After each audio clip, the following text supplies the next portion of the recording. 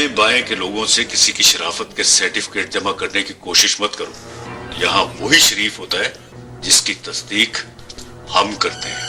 अस्सलाम वालेकुम नाज़रीन कराम, आज की इस वीडियो में हम बात करने जा रहे हैं पाकिस्तान के एक सीनियर अदाकार के बारे में जिन्होंने अपनी मुनफरिद अदाकारी से पाकिस्तानी ड्रामा इंडस्ट्री में एक खास मकाम हासिल किया। जी हाँ, आज हम जिक्र करेंगे इम्तियाज ताज के ड्रामा करियर और उन यादगार किरदारों का जिन्होंने नाज़रीन के दिलों पर गहरा असर छोड़ा। पाकिस्तान टेलीविजन के सुनहरी दौर में कई ऐसे फनकार सामने आए जिन्होंने अपनी अदाकारी से ड्रामों को हकीकत के करीब तर बना दिया और इम्तियाज ताज भी इन्हीं काबिल एहतराम फनकारों में शुमार होते हैं। वो जिस किरदार को भी निभाते उसमें मुकम्मल तौर पर ढल जाते थे और यही खूबी उन्हें दूसरे अदाकारों से मुनफरिद बनाती थी। इम्तियाज ताज ने पीटीवी कराची सेंटर के ड्रामों में 80, 90 और 2000 की दिहाई में काम किया। आइए उनके काम का जायजा लेते हैं।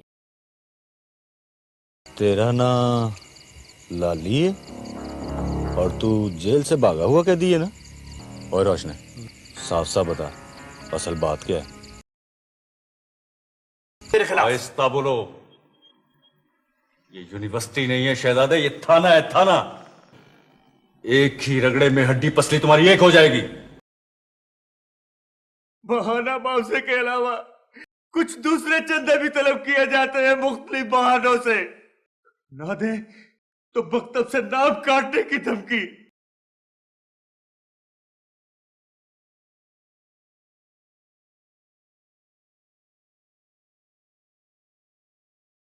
चुप रहे रज्जो, चुप रहे। और बता हवालदार साहब को बता, और मैंने कभी नशा किया था, कभी जुआ खेला था? मैं तो शरीफ आदमी हूँ जी। तौबा तौबा तौबा। रकम या तो तुमने निकाली है या मैंने निकाली। अगर हम दोनों ने नहीं निकाली तो फिर ये तीसरा आदमी कौन है जो बेडरूम में आया है? उस तीसरे आदमी को मैं खुद तलाश कर लूंगा।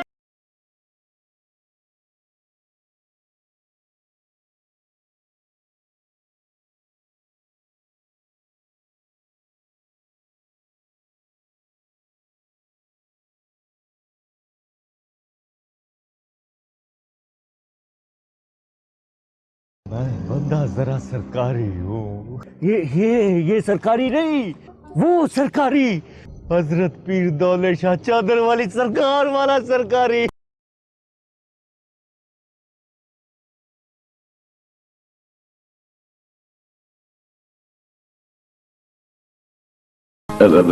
मेरा मतलब है कि अब तो ऐसे लगता है जैसे अचानक बैठे बिठाए बराबर वाली दुकान भी मिल गई।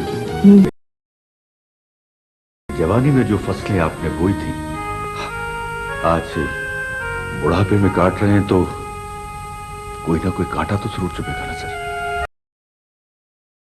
जब तुम दुनिया के मैदान अमल में कदम रखोगे उस वक्त तुम्हें मालूम होगा रहीम बख्श कि दीन पर कायम रहना कितना मुश्किल काम है। तुम एक डाकू हो, कातिल हो। तुम आज नहीं तो कल मारे जाओगे।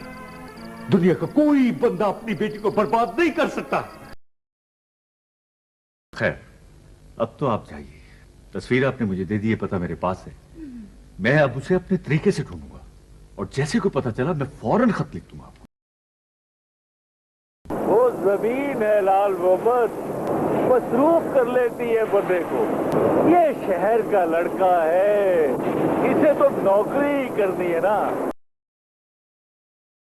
हम मुसलमानों को किसी भी किस्म के सियासी हकूक देने के हक में बिल्कुल नहीं है। बस बस सरिता, बस बहुत हो गया। सारा संसार मेरे मुंह पे थू थू कर रहा है। मौजी, हम मुल्जिम अंदाजे से पकड़ेंगे इस्तिखारे से। आप हमें हमारा काम समझाने की कोशिश मत करो और जाकर अपने बूटे देखो। जवानी तो पीछा नहीं छोड़ती ना बाबा। जवानी में मुझे गरीब हारी की बेटी अच्छी लगती थी और आज भी मुझे गरीब हारी की बेटी अच्छी लगती है। बाबू, ज्यादा सियानपति ने दिखाई मुझे, वरना मैं ये तेरे हाथ पांव तोड़ के तेरी ग्रामर ठीक कर दूंगा। कहाँ की बात को कहाँ ले गई हो सावित्री बहन। अरे वो ऋषिमुनि तो महान लोग भगवान का अवतार है, परंतु सैयद अहमद तो बहुत बड़ा सियासतदान है। We are on the alert sir. वैसे अभी तक उनकी सबमरीन लोकेट नहीं हुई। मेरा ख्याल है सर रूटीन की पेट्रोलिंग कर रही होगी। उनके अपने इलाके हैं जी। जीते रहिए। हाँ जी, वैसे भी हमारे मुल्क में तो बड़े बड़े फनकार बेचारे भूखों मर गए, किसी ने पूछा तक नहीं। हमारे यहाँ ये सब कुछ उलट होता है। यहाँ सरदारी उसे मिलती है जिसकी उम्र सबसे ज्यादा हो और बोझ उठाने की जान सबसे कम। मेरी बेटी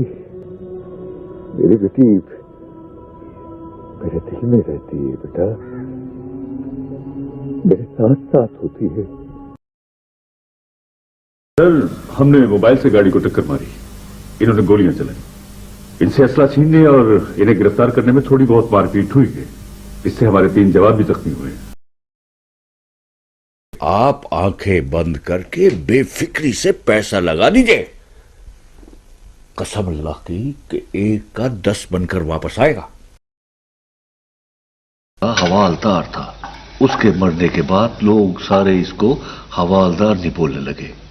उमे नाम तो इसका रेशम है जी, रेशम। अरे ओ पीतल के शहजादे, वो साईं है अपना, मालिक है। वो जो भी दुआ मांगेगा वो हम दोनों के लिए कबूल होगी।